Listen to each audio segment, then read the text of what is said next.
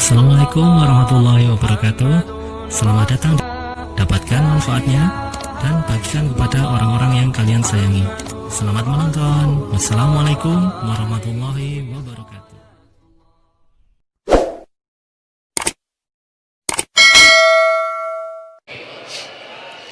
Alhamdulillahirabbil alamin. Alhamdulillahilladzi arsala rasulahu bil huda wa dinil haq liyuzhirahu 'alad dini kullih wa kafa billahi shahida. Asyhadu an la ilaha illallah wahdahu la syarikalah wa asyhadu anna Muhammadan abduhu wa rasuluhu la nabiyya ba'dah. Allahumma salli wa sallim wa barik ala sayyidina Muhammad wa ala alihi wa sahbihi ajma'in. Rabbi syrah li sadri wa yassir li amri wahlul 'uqdatan min lisani yafqahu qawli. Ahlan wa sahlan min jadid. Selamat datang buat teman-teman semuanya yang pada malam ini kita bisa kembali berkumpul di suasana cuaca yang cerah alhamdulillah, sehingga di depan teman-teman bisa nongkrong sambil menikmati sajian hidangan Allah Subhanahu wa taala. Dan hidangan Allah Subhanahu wa taala adalah ilmu dan hikmah. Jadi makanan yang kita butuhin itu bukan cuman makanan fisik. Gizi ataupun vitamin, nutrisi yang dibutuhin oleh seorang hamba itu bukan hanya nutrisi fisiknya berupa makanan, minuman, obat, herbal, sayur segala macam, tapi juga semua kita membutuhkan nutrisi hati. Lebih jelasnya lagi nutrisi iman. Karena yang menjadi lemah bukan hanya tenaga kita, tapi iman kita juga bisa menjadi lemah. Yang menjadi futur atau ngantuk bukan cuma mata kita, tapi basirah kita juga bisa menjadi ngantuk. Yang menjadi lupa bukan hanya akal kita, tetapi juga zikir kita juga bisa menjadi lupa. Makanya kita butuh nutrisi atau maidatur rahman, hidangan Allah Subhanahu wa taala yang berbentuk hikmah dan ilmu, sebagaimana kita butuh juga hidangan nutrisi untuk kebutuhan fisik kita. Walaupun memang kita nggak perlu nutrisi, nggak harus memberi nutrisi hati kita dalam bentuk kajian ilmu setiap hari 3 kali misalnya. Nggak harus sih, kalau bisa lebih bagus, tapi nggak harus. Karena nutrisi hati ini bisa kita dapetin bukan cuma dengan duduk dalam majelis ilmu, bukan hanya duduk di dalam tongkrongan hikmah, tapi juga bisa kita dapetin dengan tilawah Al-Quran. Kita juga bisa dapetin itu dengan zikir. Zikir sesuai dengan masalah kita. Karena zikir kalau nggak sesuai dengan masalah tetap berpahala, cuman kurang berasa. Kayak kita lagi lagi haus, tapi minumnya bukan air putih, minumnya misalnya kayak kopi gitu ya. Kalau teh tawar masih mending lah. Haus tapi minumnya kopi atau minumnya minuman yang berwarna. Jadi kayak belum memenuhi dahaga haus kita. Padahal kita lagi haus. Kalau kita lagi kayak agak pusing, oke, minum kopi. Nggak semua juga sih ya. Itu mas saya. Kalau pusing ngopi misalnya. Kalau haus minum air putih. Kalau misalnya kayak lagi manja minum susu gitu. Kenapa Ustadz? Ya mungkin lagi kayak males aja yang berat-berat gitu kan. Atau lebih manja lagi jus gitu kan ya. Nggak manja sih itu sehat. Ya lah pokoknya. Yang jelas itu kan sesuai dengan kebutuhan. Gitu juga dengan zikir. Zikir itu nama Allah yang dipakai itu harusnya sesuai dengan masalah kita. Walillahil asma'il husna. Allah tuh kan punya nama-nama yang bagus, yang mulia, yang baik, yang keren gitu. Walaupun tidak terbatas 99, tapi yang dikenal oleh kita 99. Maka fad'uhu biha, maka berdoalah kepada Allah, panggillah Allah. Ud'u itu panggil. Ud'u ila sabili rabbika, atau dakwah itu panggilan, memanggil. Berarti fad'uhu biha, panggillah Allah dengan nama itu. Jadi enggak harus selalu kita manggil Allah, ya Allah, boleh. Tapi ditambah juga, misalnya ya Jabbar. Panggilan buat siapa? Panggilan Allah, tapi buat memanggil Allah buat orang yang lagi apa? Yang lagi sakit hati. Pernah manggil ya Jabbar pas lagi sakit hati? Makanya sering sakit hati. Jabbar itu panggilan untuk orang yang lagi sakit hati, habis dikecewain. Dikecewain oleh apa? Banyak lah, tergantung circle kehidupan kita ya. Ada yang circle-nya lebih ke main, berarti disakitin sama gengnya. Ada yang circle-nya lebih ke romantis-romantisan, disakitin oleh mantannya. Ada yang circle hidupnya seputar masalah kerja, disakitin oleh vendornya, oleh partnernya, oleh teman bisnisnya. Soal circle family life kita disakiti oleh keluarga, anak, orang tua, pasangan, dan seterusnya gitu kan. Yang jelas ketika kita merasa disakitin, ketika kita merasa kayak dikecewain, panggillah Allah. Sebelum kita memanggil netizen. Kan kita suka manggil netizen dulu ya. Posting, update status, story. Terus storynya tuh curhatnya minta respon lagi tuh. Dengan kasih polling lah. Dengan request lah gitu kan. Baiknya gue putusin atau enggak ya, request gitu. Semuanya putusin, terus dia bingung. Gimana ya. Nah, sebelum kita istisyarah kepada netizen, karena netizen itu istisyarah, bukan istifta, bukan istikharah. Yang paling tinggi itu kan derajatnya dari 3 level. Meminta pendapat, nomor 1 tuh istikharah, minta pendapat Allah. Kedua, istifta, minta pendapat ulama, orang yang berilmu. Ketiga, istisyarah, minta pendapat orang yang lebih bijak dan berpengalaman. Termasuk kepada teman kita atau followers kita atau geng kita, itu istisyarah. Sebelum kita istisyarah netizen, ya ayyuhal netizen, sebelum kita pakai kalimat itu, atau ya ustaz, bahkan sebelum ustaz, ya kiai, ya syekh, maka ya Allah. Panggil Allah Subhanahu wa ta'ala. Manggilnya gimana Ustadz? Salah satunya selain kata Allah pastinya, karena itu kalimat yang paling mulia, kita juga bisa manggil tematik. Ya Jabbar. Ya Jabbar itu bisa 2. Sebetulnya 3 maknanya Jabbar, tapi yang lebih common tuh 2. 1, dipanggil untuk masalah-masalah yang sifatnya bukan hanya besar, tapi kayak kekuatan. Misalnya kita ngedoain musuh-musuh Islam. Allahumma alaika bi'a'daika a'da'iddin. Allahumma alaika bil kuffar. Allahumma alaika biz zalimin. Ya Allah, kami serahkan kepadamu orang-orang zalim itu, gitu kan? Orang-orang zalim. Baru kita mengatakan, ya Jabbar. Pasangannya biasanya, ya Qahar. Ya Jabbar, ya Qahar. Arti Jabbar dalam konteks itu, yang perkasa, yang memaksa. Ya Qahar, yang menaklukkan. Sehingga dipakailah kalimat Jabbar, Qahar, Aziz, kan kata-kata yang nama-nama yang perkasa gitu, untuk doa-doa yang sifatnya biasanya dipakainya dalam kondisi terzolimi. Ini doa-doa orang yang terzolimi. Kayaknya nggak perlu dihafal juga sih. Bukan nggak perlu dihafal, nggak perlu dipakai. Kenapa?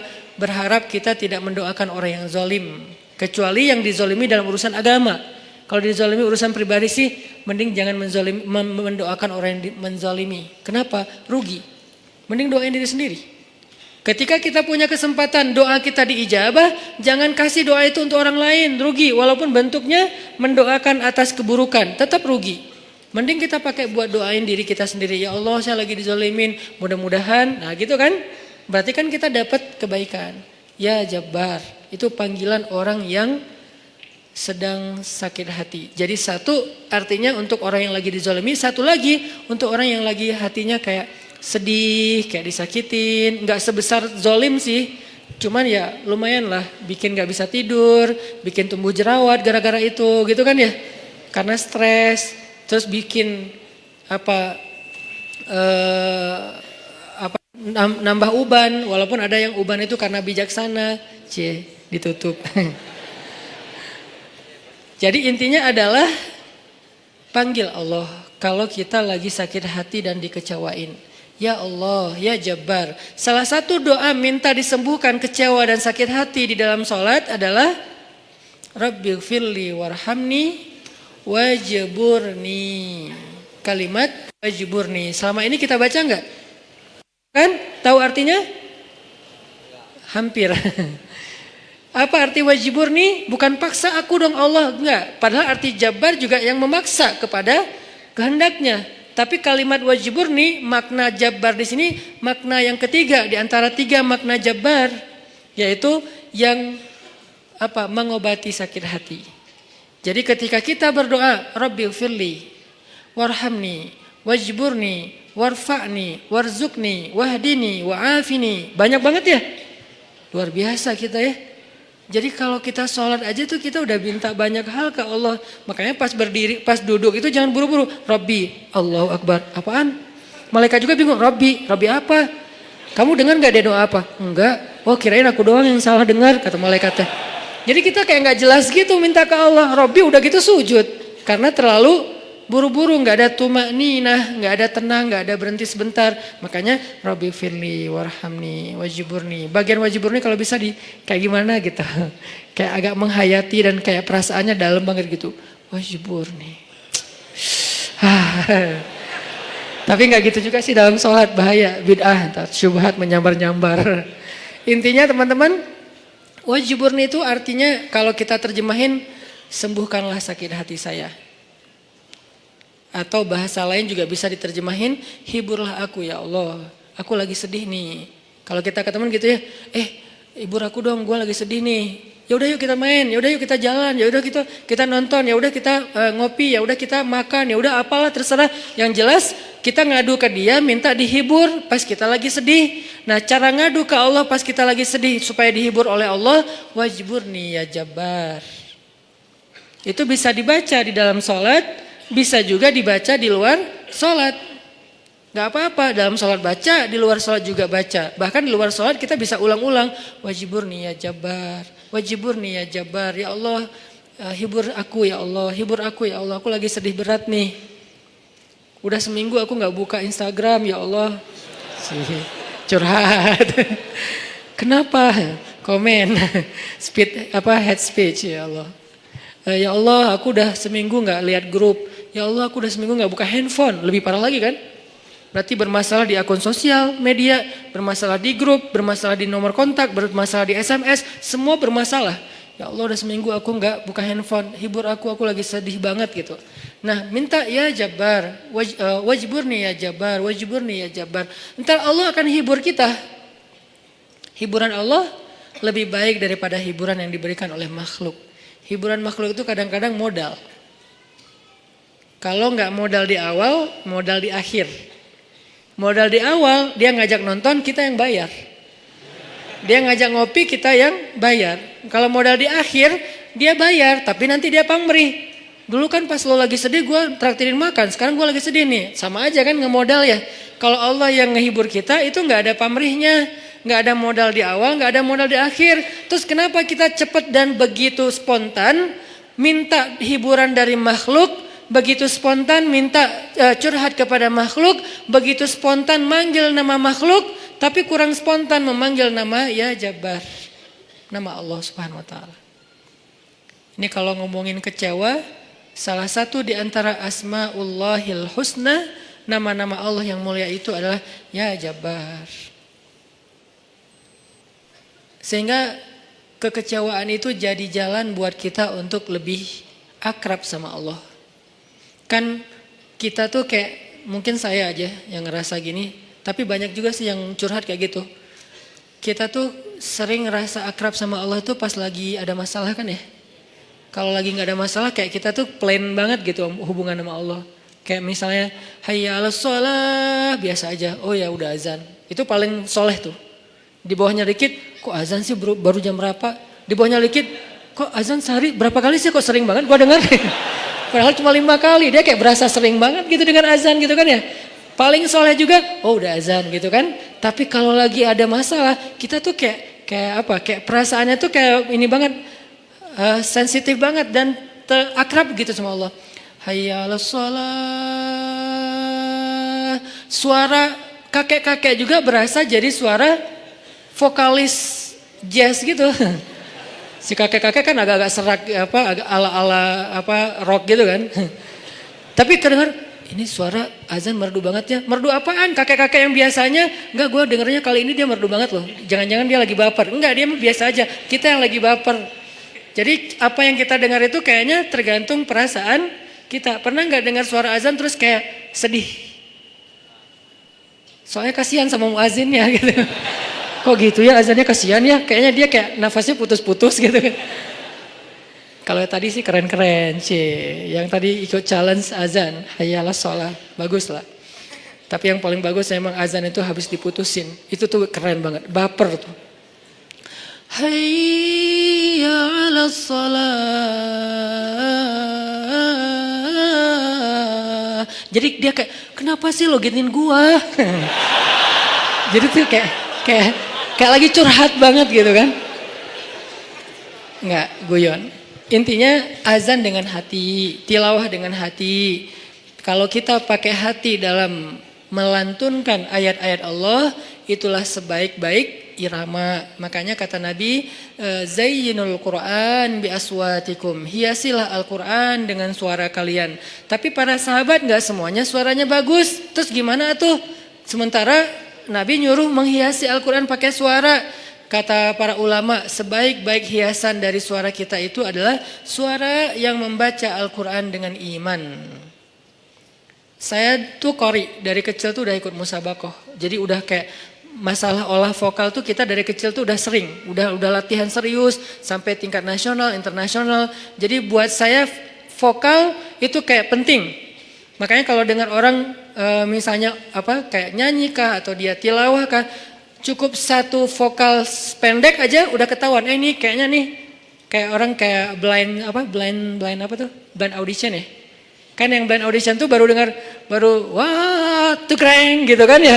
Baru hahaha gitu, padahal belum kedengaran, tapi kok dia udah bisa nyimpulin langsung dia pencet bahwa dia tuh ngelulusin gitu. Karena emang mungkin si jurinya ini udah punya ini banget, udah sensitif banget dengan suara. Nah, tapi saya sadar ternyata dalam membaca Al-Quran, nomor 1 itu bukan suara. Sekeren apapun suara orang, masih kalah dengan yang nomor 1-nya apa? Iman. Ada orang baca Qurannya sederhana. Alhamdulillahirabbil alamin, Ar-Rahmanir-Rahim. Itu tuh keren banget suaranya. Dibandingkan Alhamdulillahirabbil alamin. Kalau pamer gak berasa di hati yang dengar juga. Dan yang membaca juga kok suara saya gak enak banget ya. Walaupun kita tetap butuh kayak media, sound, mic. Kalau saya kan buat saya sound mic itu kayak fardu ain ya. Usul, termasuk hal yang penting gitu kan. Sehingga kalau saya mau ini pasti mic dulu yang dicek. Bukan apa-apa, bukan mau gaya-gayaan kayak tadi misalnya. Tiba-tiba mic monitor nyala. Karena belum di setel. Kalau mau dinyalain setel dulu. Padahal sebelumnya kan mic luar, mic dalam nih yang dinyalain. Kalau mic dalam dari tempat imam kedengarannya tuh kayak suara dari langit gitu. Kalau monitor kayak suara dari mulut saya gitu. Jadi berasa dengar suara sendiri kan agak enak ya. Nah, makanya awalnya pas saya istau sufufakum, oke, itu istau sufufakum sebetulnya ada 2 fungsi. 1 lagi nyuruh ngerapiin soft, 2 lagi cek sound. Soft diluruskan dan dirapatkan. Kalau lama kayak Muzamil tadi berarti pro banget tuh cek soundnya.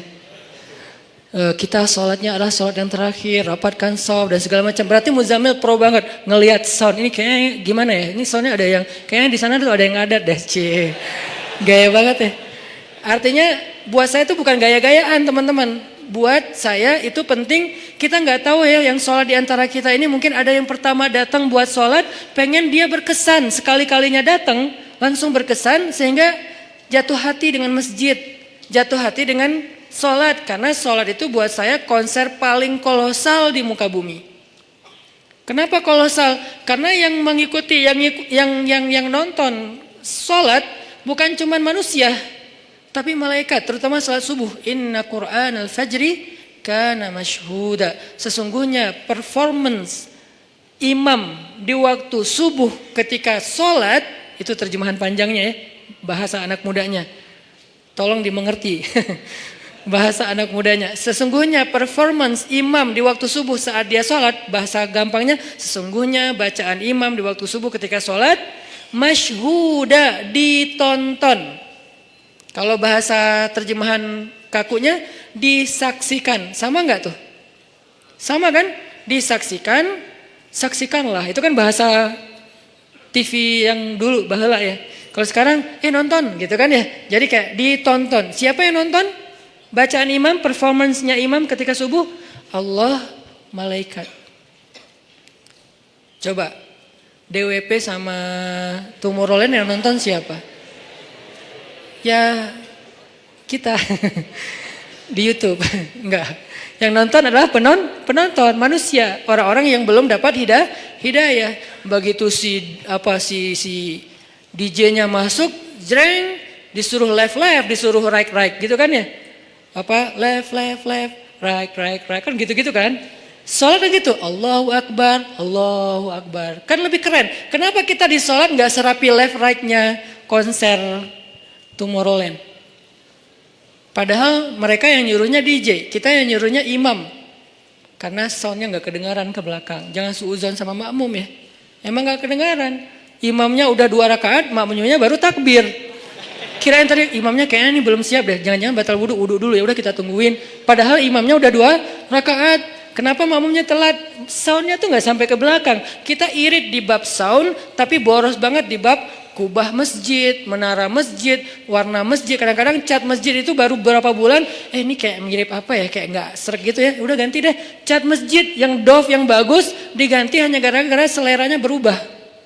Tapi mic-nya cuman puluhan juta. Kubahnya hampir 1 miliar. Orang lain untuk sound itu 1 miliar. Kenapa kok mic lebih penting daripada yang lainnya? Karena inilah activity nomor 1 di dalam masjid kan.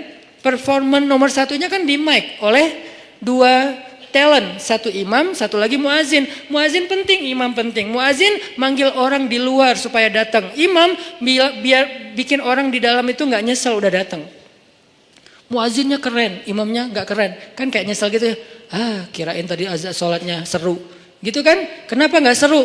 Soalnya bacaannya salah-salah, suaranya kayak putus-putus gitu, kayak keselak lagi, imamnya kasihan gitu kan. Kita di belakang, aduh udahlah Pak, kasihan Pak, udah aja ruku dah. Gitu kan ya. Kayak gak tega gitu imamnya. Tapi muazinnya bagus, makanya dua-duanya penting. Talent 1 muazin, talent 2-nya imam. Hayya 'alas shalah.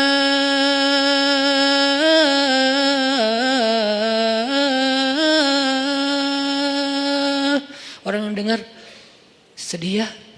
Kenapa? Jadi ingat dosa. Nah gitu kan ya. Ini kan bagus nih azannya nih. Hayya 'alas shalah.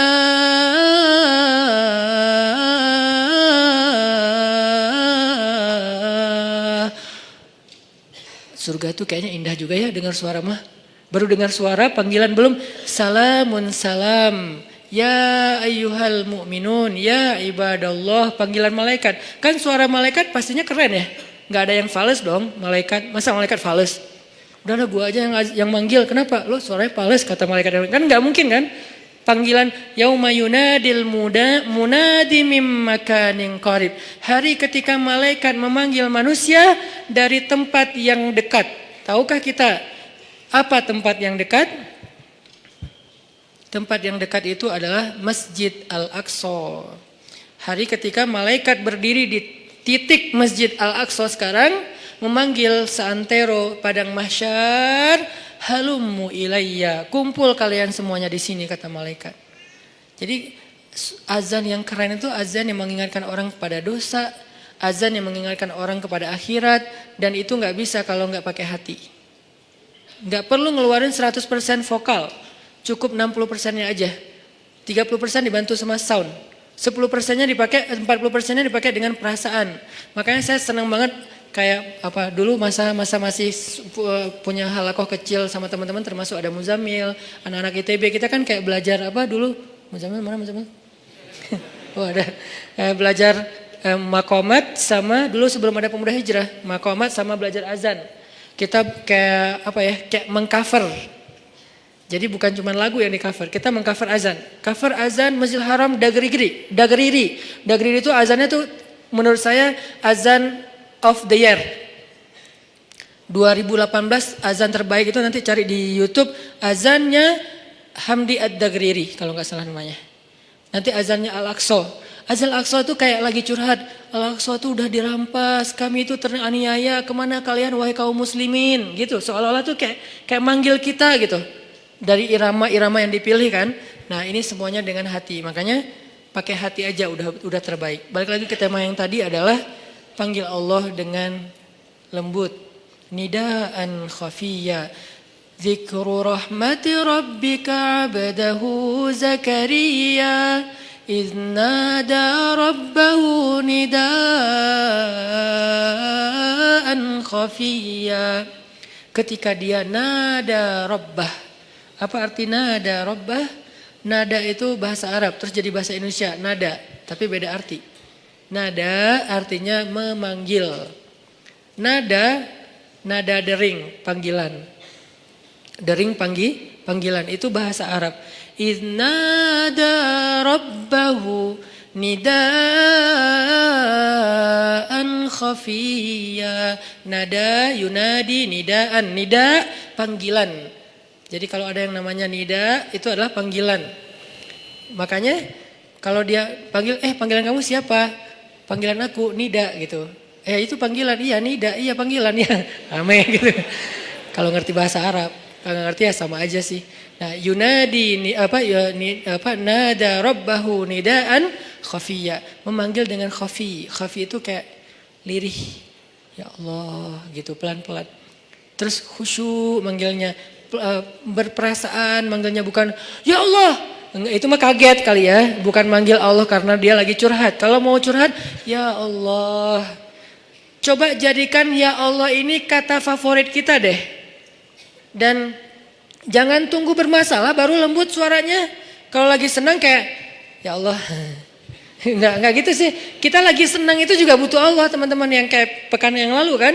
Kita butuh Allah itu bukan pas lagi susah doang. Sarra dan dharra. Iza asabathum sarra wa iza asabahum dharra, sama-sama butuh Allah. Butuh Allah ketika susah, jelas kita paham. Butuh Allah ketika senang artinya apa? Supaya kesenangan yang Allah kasih itu jadi barokah. Mubarak, jadi bertambah manfaat, jadi bertambah kebaikan, enggak jadi sia-sia. Nah, kalau nikmat yang Allah kasih, kesenangan yang Allah kasih malah jadi bikin kita sia-sia, itu malah jadi musibah. Sehingga kita butuh Allah supaya dituntun, ya Allah saya punya rezeki ini diapain ya? Supaya bermanfaat nih. Kemana saya harus memberikan rezeki ini? Ke keluarga, ke diri saya sendiri untuk kebutuhan, siapa lagi? Allah tuntun. Supaya kalau Allah tuntun, ketika kita mengalokasikan harta, rezeki, nikmat yang kita dapatkan, itu semuanya untuk kebaikan.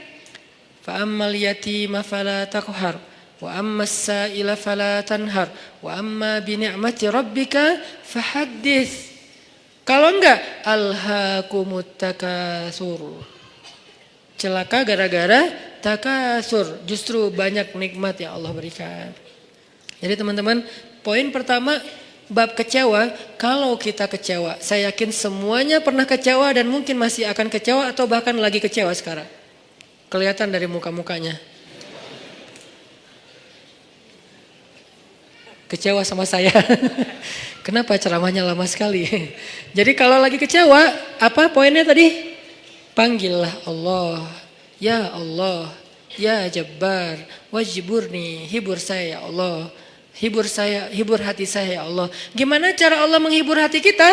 Allah menghibur hati kita itu dengan diberikan wajilat qulubuhum. Allah menghibur hati kita dengan dijadikan liyazdadu imanan ma'a imanihim. Allah menghibur hati kita dengan dijadikan apa? Tuma'ninatul qalb. Ala bi dzikrillahi tatma'innul qulub. Banyak cara Allah menghibur hati. Apakah Nabi pernah sedih atau kecewa? Kecewa pernah, sedih pernah di Al-Qur'an. Direkam. Terus cara Allah menghibur hati Nabi yang lagi sedih atau kecewa gimana? Ya ayyuhal muzammil qumil laila illa qalila nisfahu awil qus minhu qalila aw zid alayhi warattilil qur'ana tartila inna nasyiatal lail hiya ashaddu wata'an wa aqwamu qila. Allah panggil Nabi ketika lagi sedih dan tidur. Ya ayyuhal muzammil. Ini dua kondisi Nabi lagi tidur dan dipanggil Allah. Satu, ya ayyuhal muddathir. Satu lagi, ya ayyuhal muzammil. Tidur kenapa Nabi? Bukan tidur, tertidur. Gara-gara capek seharian berdakwah dan capek seharian dibully. Dibully di mana-mana, pergi ke pasar, dibully di pasar, pergi ke tempat pertemuan, dibully di tempat pertemuan, pergi di sepanjang jalan, dibully di sepanjang jalan, pergi ke rumah keluarga besarnya, ke tetangganya, ke pamannya, ke sepupunya, dibully oleh tetangga dan keluarga besarnya. Kemanapun beliau pergi, beliau dibully, dihina, dicela seharian dari pagi. Satu kota Mekah ngebully beliau. Ada yang mengatakan beliau itu penyihir, ada yang mengatakan beliau itu pembohong, ada yang mengatakan beliau itu tercela, muzammam. Nama aslinya Muhammad, artinya terpuji, tapi diplesetin jadi muzammam, artinya tercela. Atau orang salib dulu, pas perang salib menamakannya dengan istilah Muhammad. Apa Muhammad? Salah satu nama setan. Jadi dipanggil Muhammad, dipanggil muzammam, dipanggil sahir, dipanggil majnun, orang gila, dan banyak lagi yang nggak direkam secara diksi oleh Al-Quran, karena emang Al-Quran ini memilih banget diksinya, tapi secara simbolik Al-Quran nunjukin bahwa inilah celaan-celaan yang diterima Nabi berhari-hari dari pagi sampai malam, pulang malam-malam ngomong ke Khadijah, Khadijah zammiluni, Khadijah selimuti aku. Khadijah pengertian, diselimuti Rasulullah, diusap-usap kepala Rasulullah, tenang Rasulullah, tenang ya Rasulullah, la tahzan ya Rasulullah, Allah gak akan ninggalin kamu, Allah tuh sayang sama kamu ya Khadijah. Tapi di tubuh Rasulullah tuh banyak lemparan, bekas lemparan, dibersihin sama Khadijah. Setelah Khadijah wafat nanti yang menggantikannya Fatimah yang bersihin bekas-bekas lemparan orang. Ada yang lemparin kotoran, ada yang lemparin barang benda-benda keras sehingga melukai Nabi, dibersihin sama Khadijah. Udah capek, Nabi tertidur. Udah beres urusan dihibur oleh Khadijah, begitu sampai waktu yang hening, Khadijah udah tertidur, penduduk seluruh bumi udah tertidur, Allah memanggil kekasihnya, ya ayyuhal muzammil, wahai orang yang berselimut. Itu panggilannya lembut. Jadi kita kalau baca surah Al-Muzammil jangan ya, enggak gitu. Allah manggilnya enggak gitu, kaget atau orang lagi tidur ya. Nah, ayatnya aja lagi berselimut, manggilnya teriak-teriak. Jangan, itu namanya prank. Itu bukan tilawah, itu ngeprank. Makanya jangan tilawah sambil ngeprank. Ya ayyuhal muzammil, wahai orang yang berselimut, kumil laila illa qalila. Di situ kelihatan Allah tuh pengertian banget. Kumil lail illa qalila. Bentar aja, enggak usah lama-lama. Kenapa? Karena begitu Nabi berdiri sholat, disitulah Allah akan menghibur hati Nabi.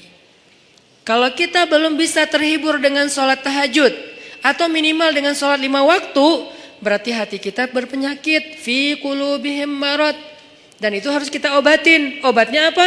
Obatnya istighfar. Kalau orang banyak dosa, belum bertaubat, belum beristighfar kepada Allah, dia susah minta dihibur oleh Allah. Dan terus nanti dia kayak nuduh Allah gak menghibur dia. Padahal Allah udah sering menghibur dia, cuman gak berasa di hatinya. Karena hiburan Allah itu hanya bisa dirasakan oleh orang-orang yang hatinya bersih.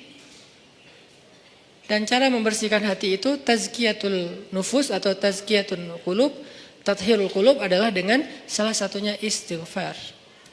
Perbanyak istighfar supaya begitu nanti kita ada masalah, kalau kita nanti lagi disakitin, kalau kita lagi kecewa dan sedih, kita bilang wajiburni ya Jabbar, wajiburni ya Jabbar. Allah hibur kerasa kita lagi dihibur oleh Allah. Kan enak ya kalau apa yang Allah perlakukan kepada kita tuh kita kayak ngerasa, itu enak tuh. Daripada Allah udah habis-habisan ngehibur kita, kita nggak ngerasa. Ibarat Allah udah ngirim kita japrian, nggak dibaca-baca sama kita.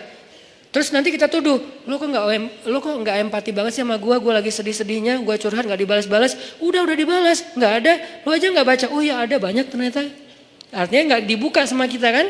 Kenapa nggak dibuka? Mungkin pulsa kita habis, mungkin handphone kita error, mungkin apa dan segala macam kemungkinan. Nah gitu juga dengan Allah. Wa idza sa'alaka 'ibadi 'anni fa inni qarib. Qarib itu kalau lebih dekatnya namanya akrab. Akrab. Qarib, karib. Sahabah qarib, sahabat karib. Itu bahasa Arab. Kan saya sering nge-mention bahwa ini dari bahasa Arab, bahwa biar kita tahu identitas bahasa kita itu sebetulnya sebagian besar diambil serapan dari bahasa Arab. Terus siapa yang merangkai bahasa Indonesia dari bahasa Arab kalau bukan ulama? Jadi nggak bisa dilepaskan antara ulama dengan Indonesia, antara ulama dengan kebangsaan, antara ulama dengan nasionalisme. Toh bahasa nasional kita dibentuk oleh ulama, buktinya serapannya 90% itu bahasa Arab. Sebagiannya benar terjemahannya, sebagiannya keliru, tapi tetap aja bahasa Arab. Makanya kenapa saya sering mention itu bukan mau di Arab-Arabin biar gaya, biar kelihatan ustadz gitu, enggak. Kalau mau kelihatan Arab banget saya banyakin Arab emang itu mah. Ini enggak lagi kayak gitu. Lagi pengen menarik benang sejarah kalau bahasa kita itu emang sebetulnya bahasa Arab yang diserap. Jadi kalau ada yang agak alergi tentang Arab, saya pikir ini berlebihan. Kita nggak alergi terhadap ras, mau Arab kayak, mau Eropa kayak, mau Afrika, mau apa, ya kan itu semuanya takdir Allah kan. Emang kita bisa minta diciptain sebagai orang apa? Nggak bisa kan? Ya Allah saya pengen diciptain sebagai orang apa ya enaknya. Ini deh orang Rusia, tinggi, putih, rambutnya pirang. Ya Allah saya pengen diciptakan sebagai orang Afrika. Kenapa? Biar tawadu. Nah, enggak gitu juga sih. Jadi kita nggak bisa request gitu kan ya.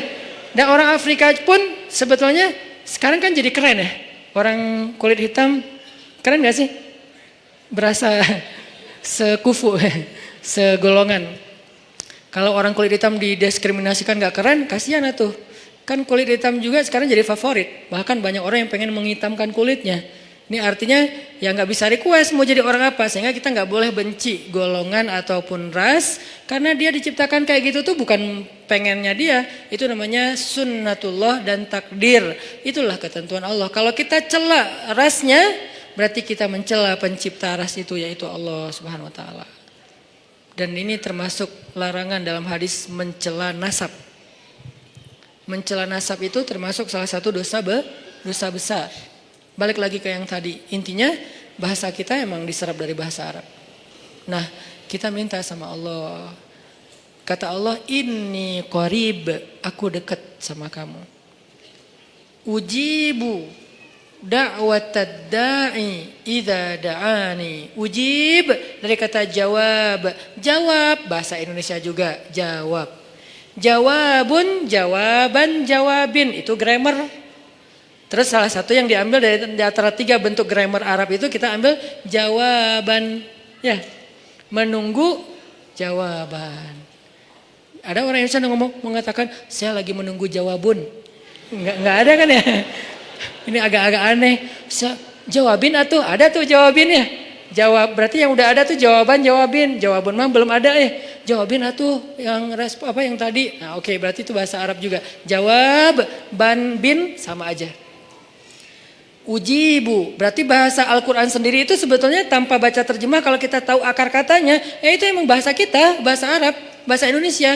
Ujibu da'watad da'i idza da'an.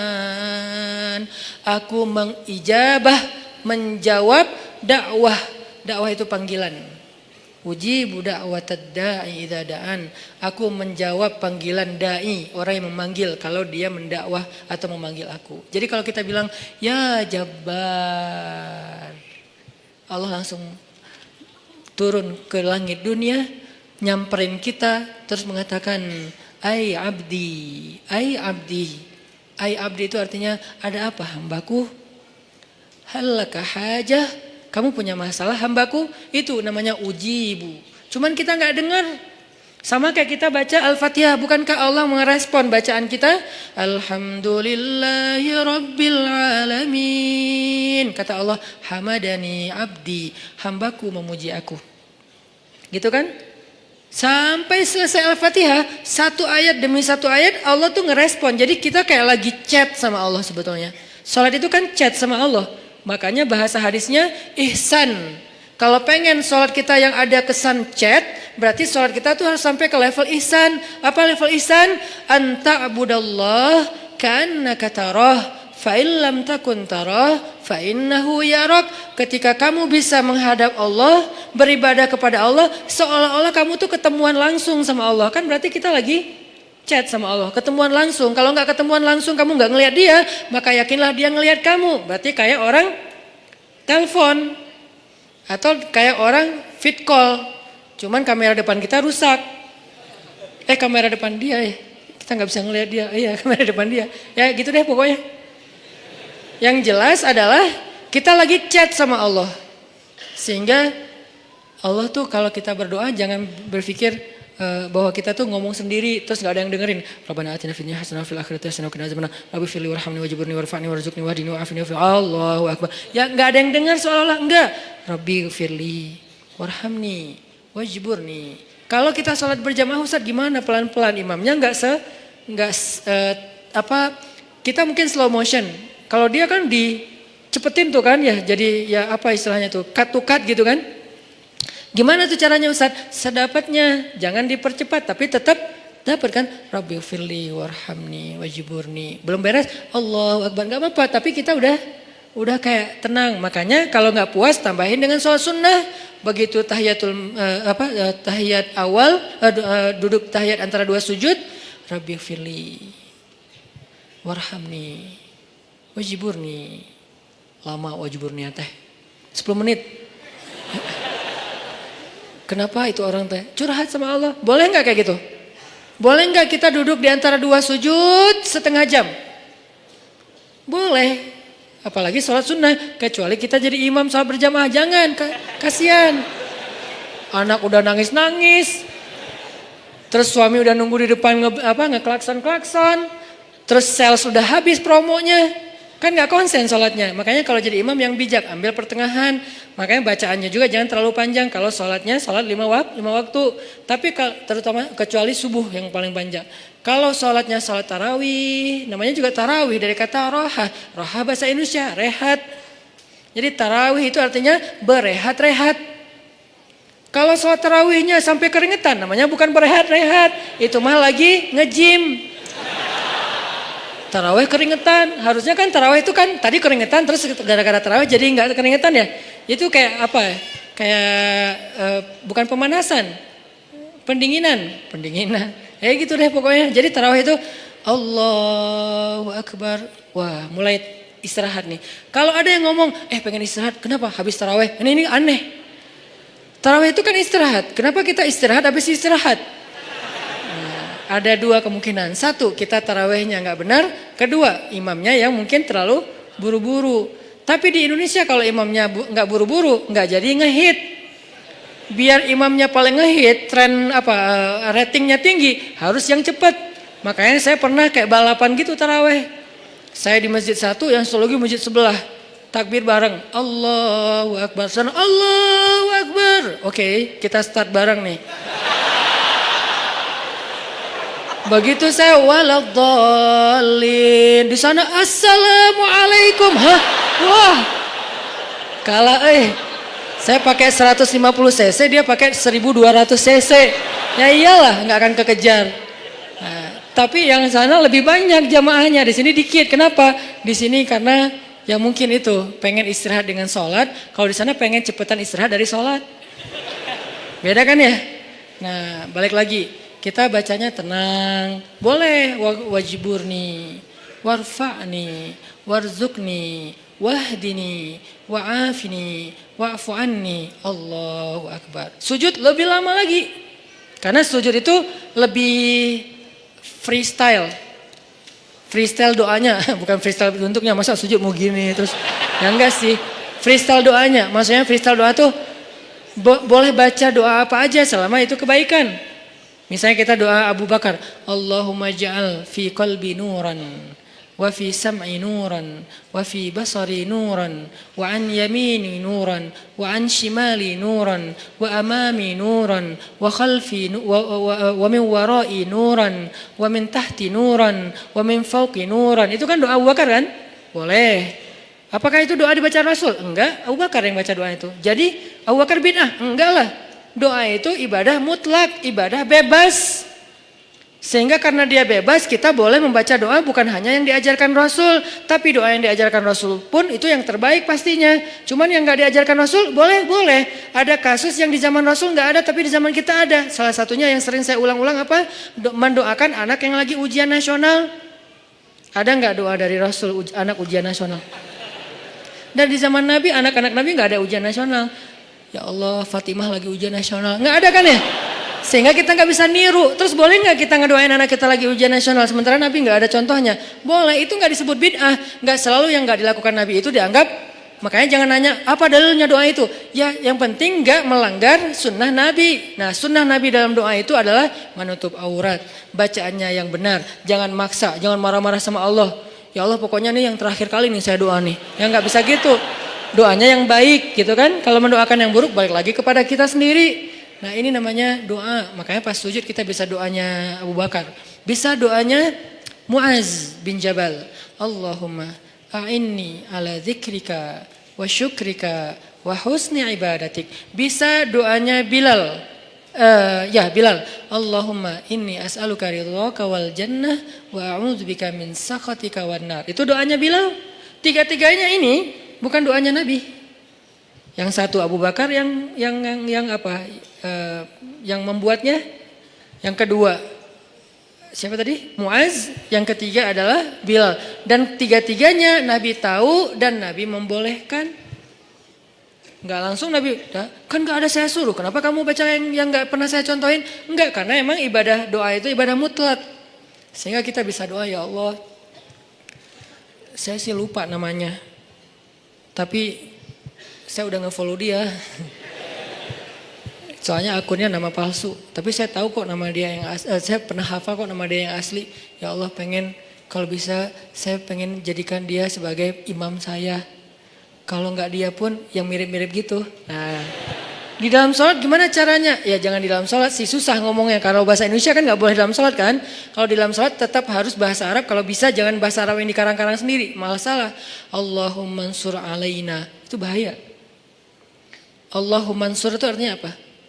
Ya Allah tolonglah. Tapi kalimat berikutnya ada unsurna wansur alaina. Itu beda. Unsurna ya Allah tolong kami. Unsur alaina ya Allah tolong orang lain untuk menghancurkan kami.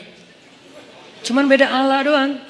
Makanya kalau kita Allahumma ansuril muslimin ala a'daika. Allahumma ansuril muslimin alal kafirin.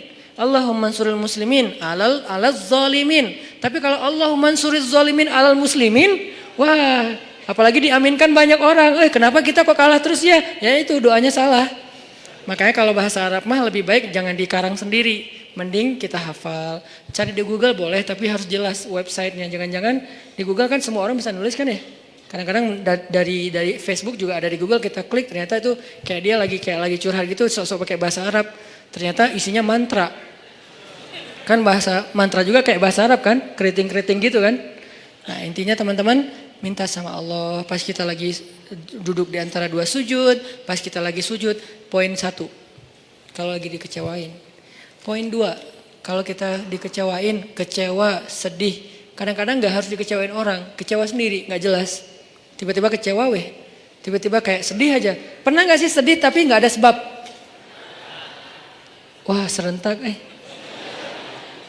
Itu tuh gimana tuh? Tiba-tiba kayak hari ini, kok saya nggak tahu nggak kenapa? Hati kita itu diusik sama setan. Setan tuh emang senang ngusik hati. Dia tuh nggak ngusik fisik kita kecuali sesekali. Kayak misalnya ada guna-guna itu kan fisik kan. Tapi yang sering banget dailynya dia tuh ngusik hati. Yuwaswisu fi sudurin nas. Yuwaswis itu continuous present tense. Jadi continuous terus-terusan. Fi'lul mudhari kalau bahasa Arab. Yuwaswisu terus menerus. Fi sudurin nas di dalam hati atau dada manusia. Jadi setiap hari itu dia kayak ngusik kita. Lo bete dong. Sedih atuh. Marah dong. Apa gitu. Dia kayak nyuruh emosi kita untuk kayak gitu-gitu. Sehingga kita ada hari nggak ada yang bikin masalah tapi kita kayak sedih. Nah dalam keadaan kayak gitu ada trigger kecil aja meledakan. Nah gimana ngobatinnya? Tadi satu doa. Kedua, kalau kita lagi sedih kayak gitu, coba selain minta kepada Allah Subhanahu Wa Taala, belajar untuk membiasakan amal favorit kita itu, hobi kita itu hobi yang bentuknya ibadah. Saya nggak nyalahin hobi kita. Kita punya hobi olahraga itu keren banget dan bermanfaat. Kan saya paling nggak suka menjudge ya. Makanya kalau ada orang yang menjudge dunia anak muda itu seolah-olah semua negatif, saya kayak ngerasa sedih dan tersinggung. Kenapa kesannya everything comes with youth is a sin gitu seolah-olah. Gaul jadi dosa, apalagi nongkrong jadi sia-sia, apalagi olahraga-olahraga, seni-seni anak muda semuanya kesannya negatif, seolah-olah gak ada baiknya gitu anak muda. Kan gak gitu kan? Kan sahabat Nabi semuanya sebagian besarnya anak muda dengan model culture-nya mereka. Jadi saya gak setuju kalau semua tentang anak muda itu dianggap negatif sehingga kita gak mau menjudge. Olahraga bagus. Dan gak ada istilah olahraga sunnah. Semua olahraga itu selama tidak melanggar syariat ya sunnah. Karena olahraga itu satu untuk kesehatan, dua untuk kebugaran, sehat, bugar artinya fisiknya bagus. Tiga untuk silaturahim olahraga. Makanya ada Nabi main dengan para sahabat itu tujuannya bukan hanya main-main tapi bermanfaat. Bermanfaatnya apa? Jadi mengikat ukhuwah. Kadang-kadang kita butuh ketawa untuk ukhuwah, bukan hanya butuh tausiah. Sama-sama butuh, tapi yang balance. Makanya Ali mengatakan rawihul qulub. Rawihu itu dari kata rehat. Rehatkan, istirahatkan hati kalian. Karena hati itu bisa bosan sebagaimana fisik juga bisa bosan. Nuruddin Zinki, salah satu tokoh favorit saya di Aleppo, Suriah. Dia gurunya Salahuddin Al-Ayyubi. Kalau mau kita lihat siapa Salahuddin, nggak afdol kalau kita belum lihat siapa di balik Salahuddin, yaitu Nuruddin Zinki. Keren banget. Lebih daripada Salahuddin Al-Ayyubi. Beliau dalam satu waktu bikin lomba berkuda di antara prajurit-prajuritnya. Berkuda selama 3 hari. Berkudanya tuh lomba, seru-seruan. Terus mereka kayak freestyle gitu kudanya. Kalau kita kan ada riding, ada freestyler kan. Freestyle itu kan mungkin kayak anak mobil mungkin kayak ngedrift gitu kan. Atau anak motor mungkin kayak ngejumping dan segala macam. Freestyle lah pokoknya. Nggak riding, nggak touring. Biasanya riding, touring, sekarang freestyle semua. Main-main, ketawa, ada yang jatuh diketawain. Ketika ada orang yang ahli ibadah, bukan ahli dakwah, ini bedanya ahli ibadah sama ahli dakwah. Ada orang ahli ibadah mendengar berita ini, kalau Nuruddin lagi bikin acara freestyle kuda, ahli ibadah ini kemudian mengirim surat kepada Nuruddin Zinki. Isi suratnya apa? Nuruddin, ittaqullah. Kan orang kalau ngomong idealis tuh kesannya dia paling benar ya. Pakai ayat, pakai hadis, kesannya dia benar dan kita salah. Jadi kita jadi tiba-tiba kok saya jadi salah ya? Gitu, ittaqullah, langsung menjudge. Takutlah kamu kepada Allah. Seolah-olah Nuruddin baru bikin dosa. Kalimat ittaqullah itu kan kalimat kepada orang yang baru bikin dosa. Ittaqullah, istaghfirillah, tub ala Allah. Jadi kayak kamu tuh dosa banget, takut sama Allah, gitu kesannya. Nuruddin, ittaqullah, takutlah kamu kepada Allah. Yang kamu lakukan ini semuanya sia-sia. Waktu kita itu nanti akan dimintai pertanggungjawaban setiap detiknya, panjang. Keluarin ayat, keluarin hadis. Faman ya'mal mithqala dzarratin khairan yarah wa man ya'mal mithqala dzarratin syarran yarah wal asri innal insana lafi khusr. Semua ayat keluar, semua hadis keluar. Kesannya Nuruddin itu main-main dan sia-sia. Ini bedanya orang yang hanya tinggal di dalam masjid dengan orang yang turun ke dalam objek-objek dakwah dan jihad. Mereka akan lihat realitas yang berbeda banget di dalam masjid. Di dalam masjid mah semua orang baik, soleh. Nggak diuji kita di dalam masjid, sedikit kalaupun ada. Tapi begitu di luar, akhirnya Nuruddin Zingki membalas. Balasannya apa?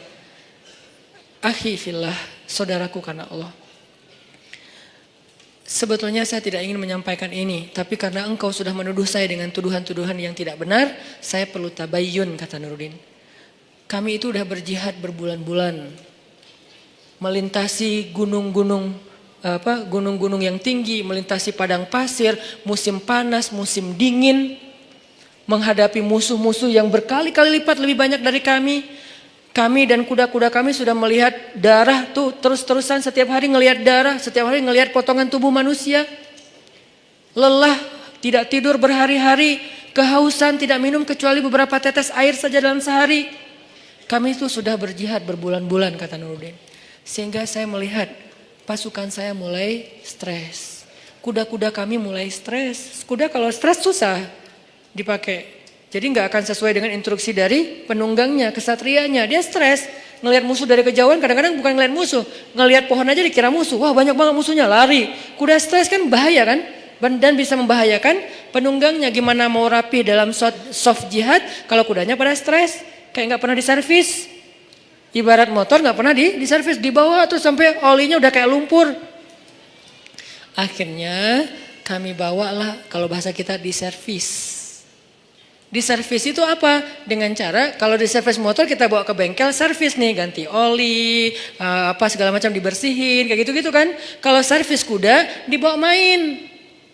Karena kuda itu servisnya dengan main, bukan makan, minum dan segala macam. Akhirnya kudanya bisa ikut main sama penunggangnya, lucu-lucuan, guling-guling. Kudanya menjatuhkan penunggangnya, terus diketawain dengan lain. Dan prajuritnya juga diservis dengan cara apa? Entertain, mereka butuh hiburan.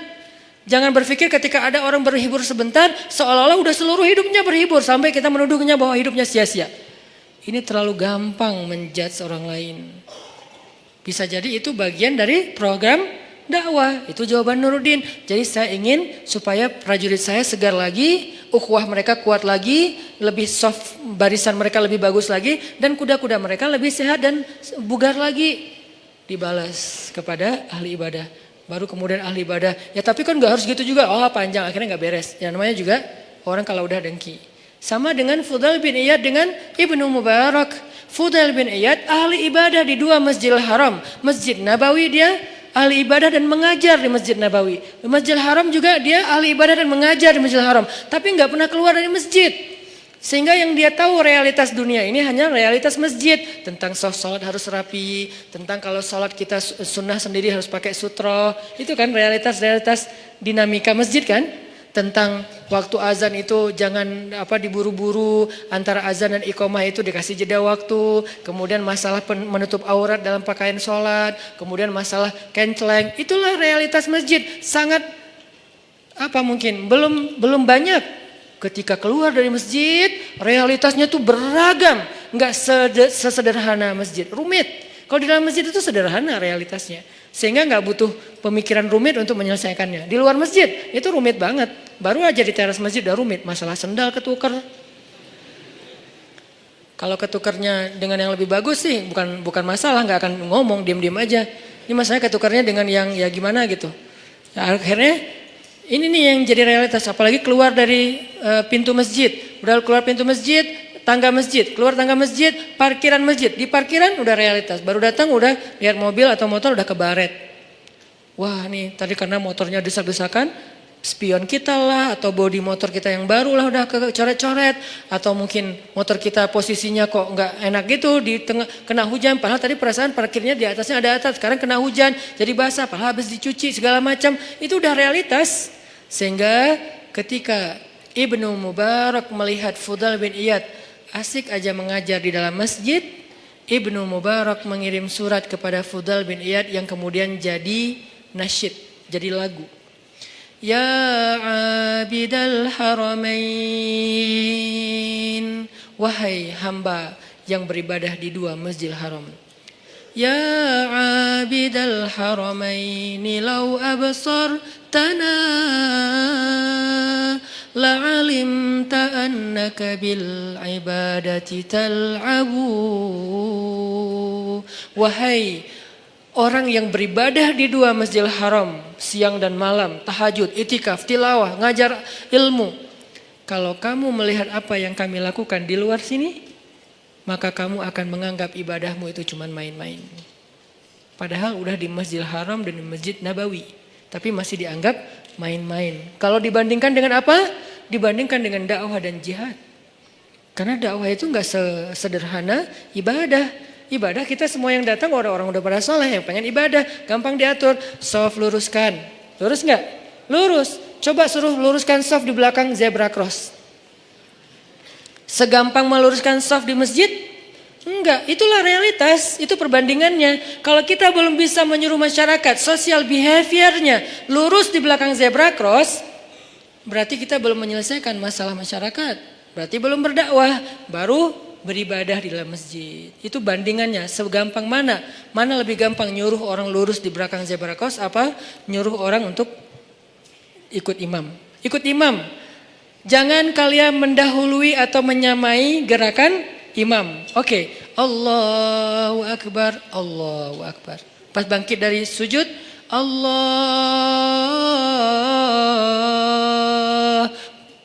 Bacaan imam itu panjang dan makmumnya belum yang benar ya. Belum bergerak dari sujud, masih nungguin. Sampai bar, baru dia bar. Beres, bahasa Jawa. Jadi begitu imamnya, Hu Akbar, baru makmumnya Allahu Akbar. Gampang nyuruh makmum kayak gitu. Coba jangan menyamai lampu kuning apalagi mendahului. Susah kan? Di traffic light kuning, merah, hijau. Jangan mendahului lampu kuning. Kalau merah mungkin agak gampang. Kuning aja. Di sana udah merah kan ketahuan tuh ada kayak pantulan cahaya kan ya. Kalau di sana merah kan di sini nggak langsung hijau kan? Di sini mah ada jeda beberapa detik lah. Di sana udah mulai kuning, wah, jalan kan ya. Di mana pelajaran shaf dan gerakan sholat yang kita katakan jangan menyamai dan mendahului imam. Makanya realitas di dalam masjid dengan di luar tuh beda. Sehingga kalau kita nggak pernah keluar dari masjid, kita terkesan idealis, tapi sebetulnya nggak tahu masalah. Begitu juga dunia anak muda. Buat saya selalu respect sama anak muda karena saya ngerasa bahwa anak muda itu aset luar biasa dan di tangan teman-teman nih anak-anak muda nasib Indonesia 10 tahun yang akan datang. Jadi kalau anak muda ini hanya dijadikan objek terus menerus sebagai bahasa judgement, terus gimana nasib Indonesia? Padahal anak muda itulah yang mengukir banyak sejarah. Jarang sejarah diukir oleh orang tua kan? Rata-rata sejarah itu diukir oleh anak muda. Dalam Islam muncul nama komandan militer paling muda dalam sejarah Islam. Namanya Usamah bukan bin Laden. Usamah bin Zaid. Itu beda lagi kasusnya. Saya nggak mau mengkomentar. Yang jelas namanya Usamah. Jadi jangan takut dengan nama Usamah. Nama Usamah itu nama sahabat. Bahkan dia adalah cucu angkatnya Rasulullah. Dari anak angkat Rasulullah walaupun gak jadi anak angkatnya yaitu Zaid bin Harithah. Namanya Usamah bin Zaid. Itu komandan militer termuda dalam sejarah Islam. Usianya kalau gak salah 14 tahun. Kelas berapa? Kelas 2 SMP memimpin pasukan militer. Bukan naik motor. Gak mau dibahas. Karena gak di endorse. Jadi bukan naik motor, terus pakai baju SMA, terus kayak gitu-gitu, bukan.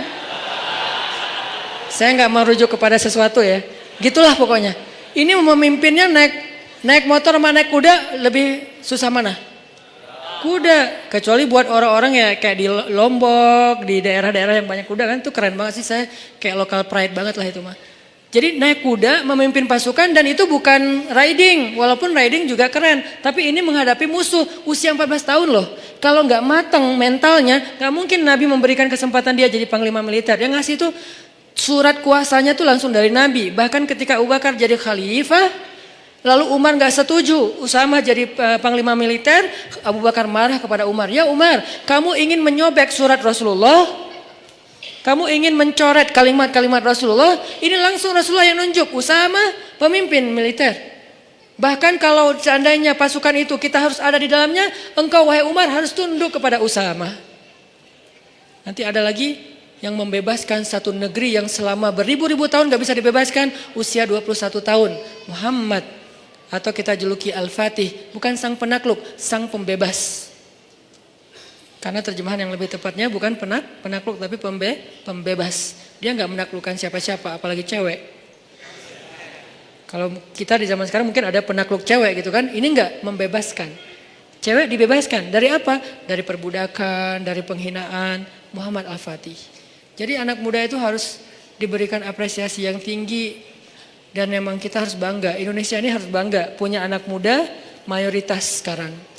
Tahun depan malah 70% penduduk Indonesia anak muda. Berarti kita bangga banget nih, negara dengan penduduk terbanyak anak muda di dunia dan muslim. Ngomong apa tadi teh? Baper kalau udah ngomongin masalah dakwah, masalah anak muda. Saya tuh ngambil segmentasi dakwah anak muda itu bukan pengen seru-seruan loh. Teman-teman tahu saya dulu pakai jubah, pakai sorban, gini nih. Cuman dakwah itu bagus, tapi segmentasinya berbeda. Ada banyak segmen di luar sana yang gak bisa diginiin. Bisanya diginiin dengan santai, kita temenan, kita main bareng. Dan itu bukan karena saya kayaknya Ustadz baru puber sekarang deh. Bukan. Ustadz kayaknya kurang nakal deh waktu muda, jadi pengen nakal sekarang. Ya enggak lah, dikit. Bukan karena itu saya mengambil segmentasi anak muda. Karena saya yakin teman-teman anak muda inilah, pemuda Indonesia inilah yang akan jadi wajah Indonesia 10 tahun lagi, 2024, 2029 inilah wajah Indonesia. Sehingga kalau kita pengen merubah Indonesia, kita harus mulai dari anak muda. Dan anak muda yang terbanyak itu bukan di dalam masjid kenyataannya. Kecuali sekarang mungkin sebelum kita bikin tren hijrah, anak muda yang terbanyak itu bukan di dalam masjid, di luar masjid. Gimana cara bawa mereka ke dalam masjid kalau hanya kita berkoar-koar di atas mimbar? Saya tuh kalau khutbah Jumat dulu tuh, demi Allah gitu. Tapi anak muda tetap aja sepi. Malah yang bikin kaget, yang kakek-kakek kan kasihan, kaget.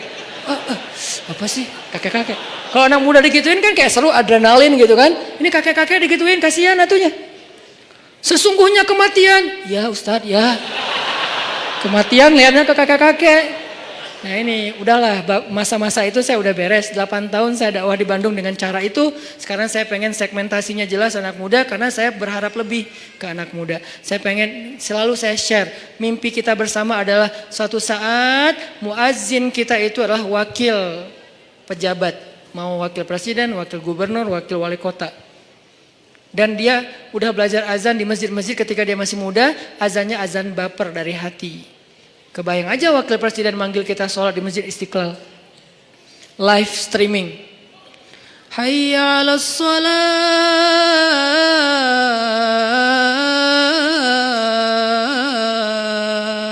Siapa itu? Pak Wakil Presiden. Wah kan semangat ya se-Indonesia sholat berjamaah subuh ya. As-salatu khairum minan naum. Wah, Wakil Presiden bilang sholat lebih baik daripada tidur. Kan keren tuh. Datang anak muda berbondong-bondong ke masjid. Karena diazanin sama Wakil Presiden. Wibawa banget tuh, izzah. Begitu masuk, qamat nih. Allahu Akbar, Allahu Akbar. Asyhadu an la ilaha illallah. Wakil Presiden. Istawu sufufakum. Siapa? Presiden. Wah, keren ya. Allahu Akbar. Presidennya gagah, dia izzah kepada musuh-musuh Allah, tapi rohama ubainahum. Jangan di sini dia bersikap keras. Masa kepada sesama kaum muslimin dia sifatnya asyidda? Kebalik atau ayatnya? Bukankah ayatnya asyidda wal kufar rohama ubainahum? Rohama, bahasa rohama itu apa? Komennya rohama, angger.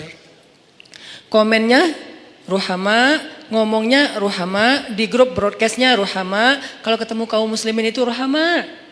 Kepada manusia, rahmatan lil alamin. Kepada kufar, siapa kufar? Orang yang memerangi mereka. musuh-musuh yang zalim seperti orang misalnya Israel yang menjajah Palestina atau orang-orang zalim yang menyakiti kaum muslimin di Suriah, di Yaman, di Irak, di Rohingya, itu asyidda. Jadi nggak ada salaman sama mereka, pelukan, senyum-senyum, asyidda sama mereka. Kalau ditarik, kita tarik balik, berarti kan dia juara panco presidennya. Kan ada tuh presiden narik-narik gitu kan. Nah kalau kita nggak kuat narik kan kayak kalah gitu kan. Alhamdulillah ada presiden kaum muslimin di satu negeri ditarik nggak bisa. Aduh berat ya udah deh nggak jadi gitu. Ini artinya asyidda, dia tuh syadid izzah. Tapi begitu sholat di antara kaum muslimin, Allahu Akbar. Di situ nggak perlu nunjukin keras.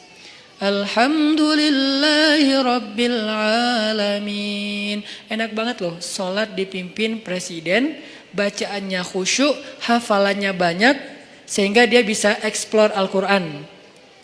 Qul huwallahu enggak gitu sih, ayatnya panjang. Alif Lam Mim. Gua mah rela Al-Baqarah satu surat kalau presiden, gitu kan ya? Imamin, presiden yang imamin Al-Baqarah sampai dari subuh sampai duha. Ya nggak gitu juga kali Ustadz. Kan Al-Baqarah 2,5 jam tuh sampai waktu duha. Intinya itu mimpi, saya sih bermimpi Indonesia tuh kayaknya bisa nih. Kayak sekarang aja bermunculan imam-imam muda dengan Muzammil and the Gangs. Sejak kita ramein hijrah ini kan jadi banyak nih. Muncul imam dengan rambut gimbal. Apalagi muncul imam anak muda, anak SMA, itu bisa banget. Dan mereka nanti pasti saya yakin akan jadi pemimpin-pemimpin masa depan. Kayak sekarang saya dekat sama teman-teman pemuda Pancasila. Sapma pemuda Pancasila juga. Kalau lagi dekat sama mereka ngobrolnya apa? Lo nyalak gak tahun ini? Ya insya Allah lo kayaknya masih mau main dulu deh. 5 tahun lagi gua nyalak. Berarti kan anak-anak muda sekarang lintas organisasi. Mau dia PP, mau dia Karang Taruna, mau dia komunitas. Sebetulnya kan calon pemimpin masa depan kan? Kalau mereka lahir dari rahim tarbiyah, kebayang aja pemimpin Indonesia 5 tahun lagi atau 10 tahun lagi. Lahirnya dari rahim tarbiyah. Gimana cara mentarbiyah Indonesia? Gak bisa bikin satu pesantren dengan ukuran sekian hektar. Harus bikin pesan_tren. Dan tren inilah yang jadi konten tarbiyah, mentarbiyah semua anak muda di Indonesia supaya semuanya secara fikrah lahirnya dari rahim tarbiyah. Secara hamasah lahirnya dari masjid. Secara rahmah lahirnya untuk kemanusiaan. Itu harapan kita. Itu tuh mimpi saya. Kenapa saya mengambil segmentasi anak muda? Itu bukan main-main. Jadi kalau saya tulis banyak main banyak manfaat, itu hasil renungan dan emang tujuannya main di sini tuh silaturahim, main di sini tuh touring, main di sini tuh olahraga. So, apa yang salah dengan itu? Yuk kita sama-sama kita ramein dakwah anak muda ini. Kenapa? Ini penting untuk 5 tahun 10 tahun lagi Indonesia. Kalau enggak kebayang, karena anak muda ini efek perbaikannya hebat, efek perusakannya juga yang nggak kalah hebat. Kalau orang tua ada di tengah-tengah aman. Jadi rusak ya gitu, baiknya juga ya gitu. Kalau anak muda baiknya keren banget, kalau dia jadi rusak juga innalillah banget. Makanya balik lagi kepada tema tadi, kecewa. Walaupun agak-agak gak nyambung sih, nggak apa-apa lah ya. Nanti diedit baru masukin YouTube. Kecewa. Poin yang kedua itu adalah cari satu hobi. Tadi mau ngomongin itu sebetulnya. Cari satu hobi yang bukan hanya entertain. Walaupun boleh, saya juga hobi entertain ada. Hobi kan harus nggak harus satu kan. Entertain ada hobinya. Olahraga ada. Hangout jalan ada. Tapi selain ini bagus semuanya. Tapi tambahin satu lagi, hobi ibadah. Ibadah tuh harus jadi hobi. Biar apa? Biar kita tuh bisa enjoy. Ambil aja salah satu deh, nggak usah banyak-banyak. Saya nggak minta teman-teman tahajud 11 rakaat 1 juz, nggak. Tilawah 1 hari 1 juz, nggak. Ambil yang paling ringan dulu deh, tapi jadiin hobi. Misalnya sholat duha atau sholat mutlak. Sholat mutlak kan lebih bebas lagi nih, kapan aja. Jadi pokoknya agak-agak nganggur dikit, sholat Allahu Akbar. Itu kalau sholat tanpa ada jadwal, bukan karena waktunya sholat, kita tuh kadang-kadang kesannya lebih free ride loh. Free ride-nya apa? Kayak gak ada beban. Kan free ride tuh gak terbeban dengan GoPro, gak terbeban dengan 360, nggak terbeban dengan kamera, nggak terbeban dengan tele, kan gitu kan? Karena dia kayak, gue mah pengen main aja, jadi nggak pakai bawa-bawa tim pencitraan. Dia mau ke gunung, nggak bawa tim kamera, dia di laut nggak bawa tim kamera, dia loncat dari tebing, nggak muncul-muncul juga, nggak ada yang ngamerain, biasa aja, namanya free riders. Bisa nggak kita ibadah tuh selain emang udah ada waktunya, muqayyad, ada yang free ride. Free ride itu mutlak, bebas. Sholat aja, nggak ada yang nyuruh, nggak ada yang maksa. Sholat, itu kalau jadi hobi teman-teman, sebanyak mungkin sholat sunnah mutlak, itu akan jadi obat ketika kita kecewa. Tapi itu nggak bisa pas kecewa baru dilakuin. Harus dibiasain dulu dari sekarang. Begitu nanti kecewa, itu jadi akan, kayak kita kecewa ngopi, sedih nongkrong, sedih nonton, sedih ketemu teman, sedih main. Sekarang sedih sholat. Baru nanti berlaku ayat, ya ayyuhalladzina amanu sta'inu bis sabri wassholah. Mintalah pertolongan Allah dengan sholat salah satunya. Itu nggak bisa kalau nggak dimulai dilatih, dijadikan habit dan hobi. Siap insya Allah? Ya mudah-mudahan anak muda yang ada di masjid ini, yang ada di kota ini kota inspirasi banget di seluruh Indonesia. Yang ada di negeri ini negeri yang mudah-mudahan kita berbaik sangka. Negeri yang disebut oleh Nabi di akhir zaman akan datang kemenangan Islam dari timur. Dan timur yang paling timur itu adalah, kalau paling barat Maghrib, kalau paling timur itu Maroko, yang paling timur itu Maroke. Paling barat itu Maroko, bahasa Arabnya Maghrib. Paling timur itu Maroke, bahasa Arabnya Masyriq. Berarti kalau di sana maghribnya udah beres dengan banyak cerita, yang belum giliran peradaban itu cuman Masyriq, Maroke, dan itu adanya di Indonesia. Mudah-mudahan anak muda inilah yang nanti akan menemani Imam Mahdi membebaskan Palestina. Saya punya azam secara pribadi, saya bisa aja datang ke Palestina sekarang untuk bikin traveling, umroh atau apalah, atau datang sendiri juga insya Allah bisa ke Palestina. Saya kenapa nggak mau? Saya udah datang ke Masjidil Haram berkali-kali, Masjid Nabawi pastinya. Kenapa Palestina enggak? Saya punya azam, saya kalau mau datang ke sana tuh jangan melancong. Walaupun boleh-boleh aja sih yang buat mau jalan ke sana enggak masalah. Tapi saya pribadi nih ya, saya pengen datang ke sana itu sebagai salah satu barisan pembebas. Kalau udah meninggal Ustaz, maka cita-cita ini saya wariskan kepada anak-anak laki saya. Kalau mereka enggaknya, wariskan kepada cucu-cucu laki saya. Pastinya harusnya ini adalah cita-cita kita bersama. Pengen datang ke Al-Aqsa, sholat di pelataran masjidnya, diimamin oleh Imam Mahdi, sholat subuh, tiba-tiba dari langit kelihatan cahaya. 2 malaikat turun bersama di tengah-tengahnya Nabi Isa. Berpegangan kepada sayap malaikat. Turun, sholat subuh yang paling luar biasa, kolosal. Lalu Imam Mahdi sama Nabi Isa dorong-dorongan siapa yang jadi imam. Nabi Isa aja, Mahdi aja, Nabi Isa aja, Mahdi aja. Nggak ada saya lagi di situ. Ustaz Hanan aja, enggak lah. Siapa saya gitu kan ya? Enggak, udah tinggal 2 orang imamnya. Jadi nggak ada yang boleh caper-caperan. Siapa yang dorong saya ya? Nggak ada, nggak berlaku. Cuma 2 yang berlaku. Antara Nabi Isa atau Imam Mahdi. Kemudian salah satunya jadi imam. Beres sholat subuh, speech.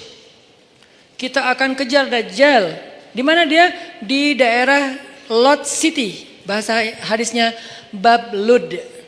Sekarang udah ada Lot City, udah ada Lot City, cari aja di Google.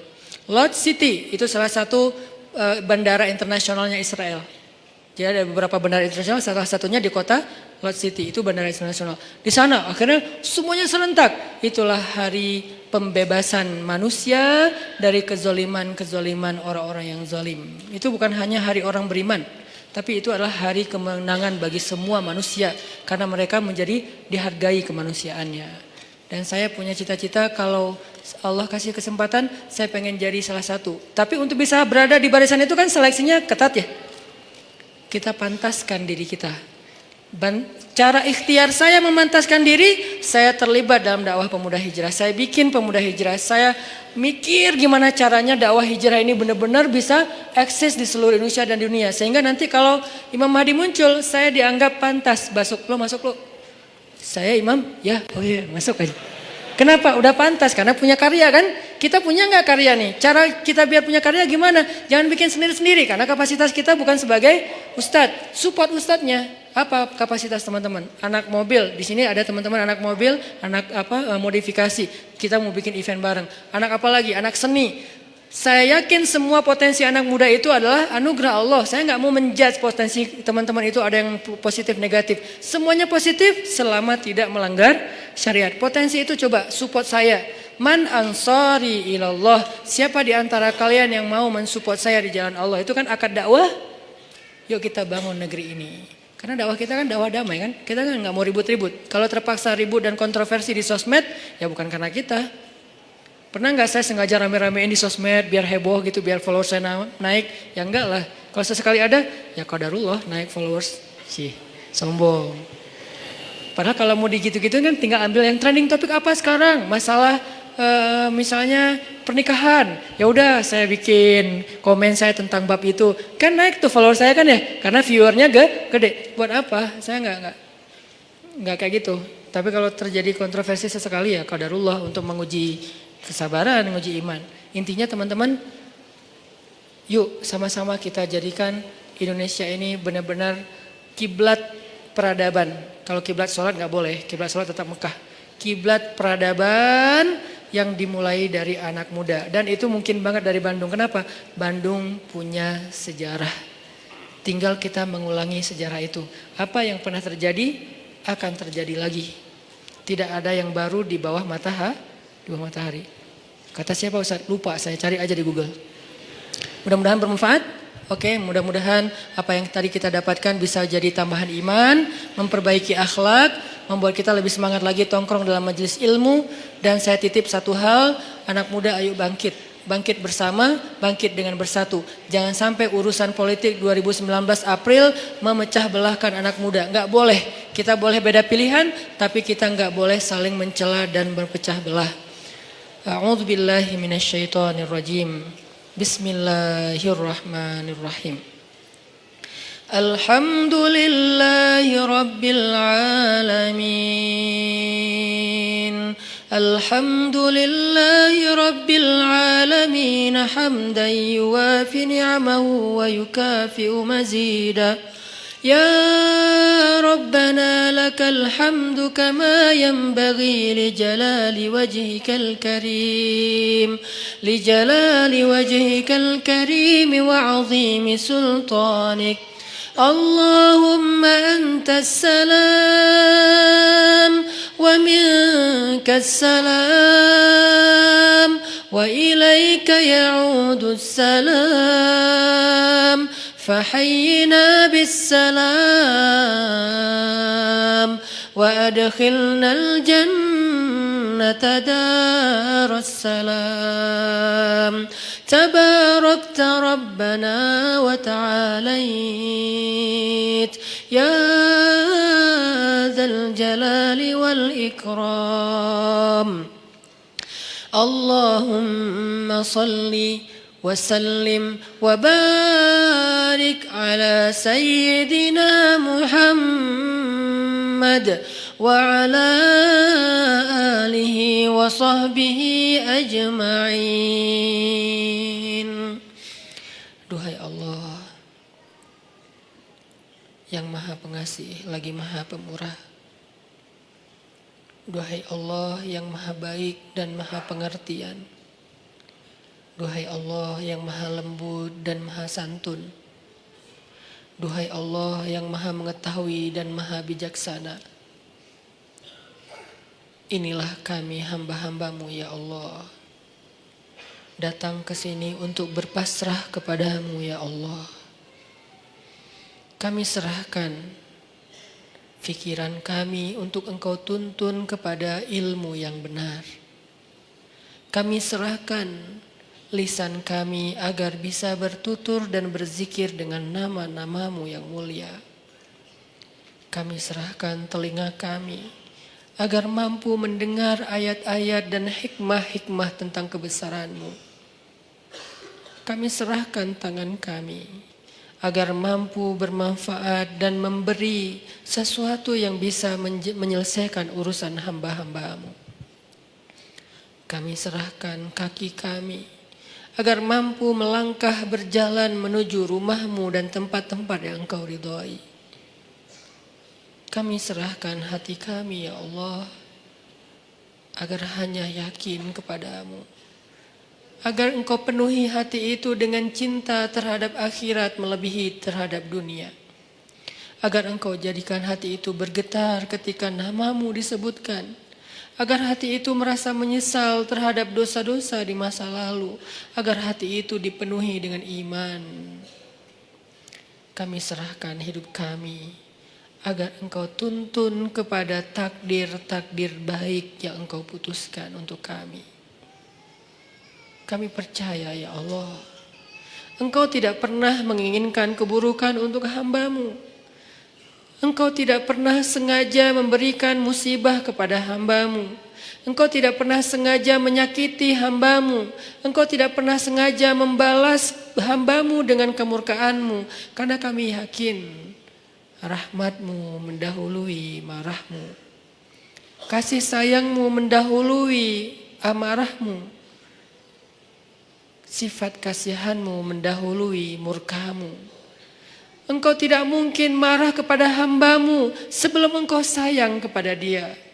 Engkau tidak mungkin murka kepada hamba-Mu sebelum Engkau kasihan kepada dia. Engkau tidak mungkin mengambil nikmat dari hamba-Mu sebelum Engkau berlimpahi dia ya Allah.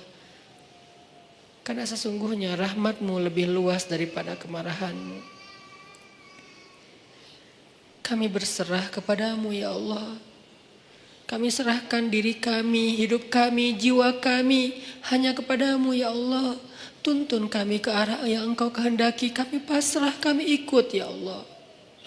Karena kami yakin Engkau tidak mengarahkan dan menuntun hamba-Mu kecuali kepada kebaikan di dunia dan akhirat bagi kami. Kami pasrah ya Allah terhadap keputusan-keputusan-Mu tentang sekolah kami, tentang kuliah kami, tentang pekerjaan kami, tentang usaha kami, tentang pertemanan kami, tentang perasaan cinta kami, tentang hubungan kami dengan seseorang yang istimewa bagi kami, tentang keluarga kami, tentang segala sesuatu tentang kami pasrah kepadamu. Tuntun kemanapun Engkau kehendaki ya Allah, karena kami yakin semuanya baik. Tidak ada yang datang darimu kecuali kebaikan ya Allah. Inilah kami hamba-hamba-Mu. Datang belajar di sini untuk bisa benar-benar istislam dan tawakal kepadamu. Benar-benar menjadi hamba yang inna salati wa nusuki wa mahyaya wa mamati lillah. Benar-benar ingin belajar iyyaka na'budu wa iyyaka nasta'in. Benar-benar ingin belajar menjadi hamba yang wa ma khalaqtul jinna wal insa illa liya'budun. Bimbing kami ya Allah agar kami bisa menjadi seperti itu. Jangan biarkan ada satu detik dalam hidup kami yang berjalan tanpa ada nama-Mu. Jangan biarkan satu detik pun dalam hidup kami, dalam waktu kami habiskan bukan karena-Mu. Jangan biarkan sejengkal tanah kami berjalan kecuali berjalan ke arah-Mu. Jangan biarkan satu pun ide yang kami pikirkan kecuali tentang kebesaran-Mu. Jangan biarkan satu rasa kami rasakan di dalam dada kecuali kagum kepadamu. Tuntun kami ya Allah. Ajarkan kami ya Allah. Kami sudah pasrah. Kami lelah dengan hidup pilihan kami sendiri selama ini ya Allah. Selama ini kami memilih adegan hidup kami, arah hidup kami sendiri. Kami tidak mau tahu tentang arahan dari-Mu. Kami tidak mau membaca ayat-Mu. Kami tidak mau mendengar nasihat dari orang-orang yang berdakwah di jalan-Mu. Kami tidak mau membaca hadis-hadis Nabi-Mu. Kami tidak mau tahu tentang-Mu ya Allah. Kami pilih hidup dengan pilihan kami sendiri. Seolah-olah kami lebih tahu daripada Engkau. Seolah-olah kami lebih mengerti yang mana baik dan mana buruk untuk diri kami daripada Engkau. Seolah-olah kami tahu segalanya ya Allah.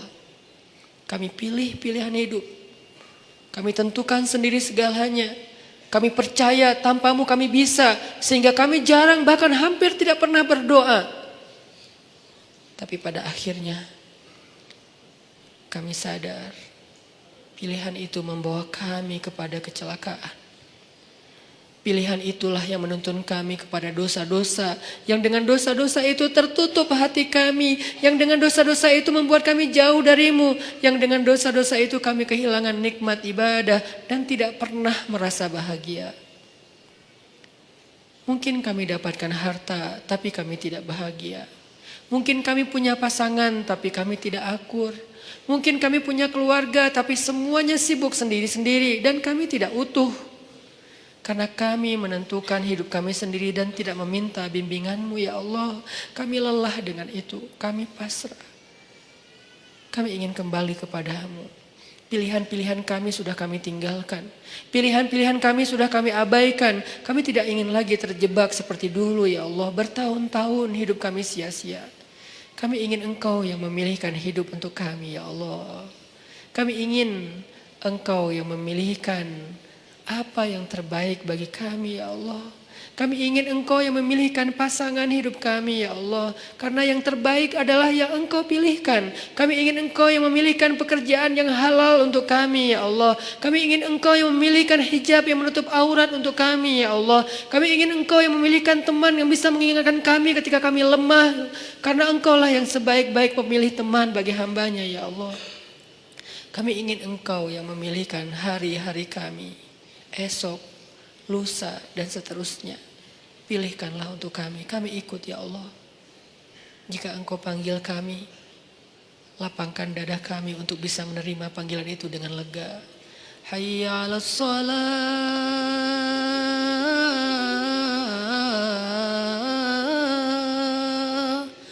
Ya Allah, jangan biarkan kami mendengar suara itu dengan marah. Jangan biarkan kami mendengar suara itu dengan terbeban. Kami ingin merasakan nikmatnya mendengar suara azan. Kami ingin merasakan hati kami bergetar ketika mendengar namamu disebutkan. Kami ingin merasakan panggilan itu adalah panggilan terindah, senandung terindah yang pernah kami dengar. Jangan biarkan ada satupun senandung, irama, lagu apapun yang lebih indah bagi kami daripada suara azan ya Allah. Ya, kami berhibur dengan lagu-lagu. Kami berhibur dengan senandung-senandung manusia. Tapi kami tidak mau senandung itu mengalahkan suara azan. Celaka kami jika kami mengganti suara azan dengan hiburan-hiburan makhluk ya Allah. Itu hanyalah kesenangan sesaat. Tetapi hiburlah kami dengan suara azan dan bacaan Al-Quran. La uqsimu biyaumil qiyamah. Hibur kami dengan ayat itu ya Allah. Fabi ayyi ala'i rabbikuma tukadziban. Hibur kami dengan ayat itu ya Allah. Ya ayyuhalladzina amanu. Beri kami kemampuan untuk merasakan panggilan itu ya Allah. Seolah-olah Engkau memanggil kami secara pribadi. Jangan biarkan kami berpikir bahwa panggilan itu bukan untuk kami. Lalu siapa kami jika bukan orang beriman? Kenapa kami ketika dipanggil ya ayyuhalladzina amanu tidak merasa? Ketika dipanggil ya ayyuhal kafirun kami tersinggung. Apakah kami benar-benar kufur kepadamu? Kenapa kami lebih terkesan dengan kalimat ya ayyuhal kafirun daripada ya ayyuhalladzina amanu? Apakah selama ini kami kufur kepadamu?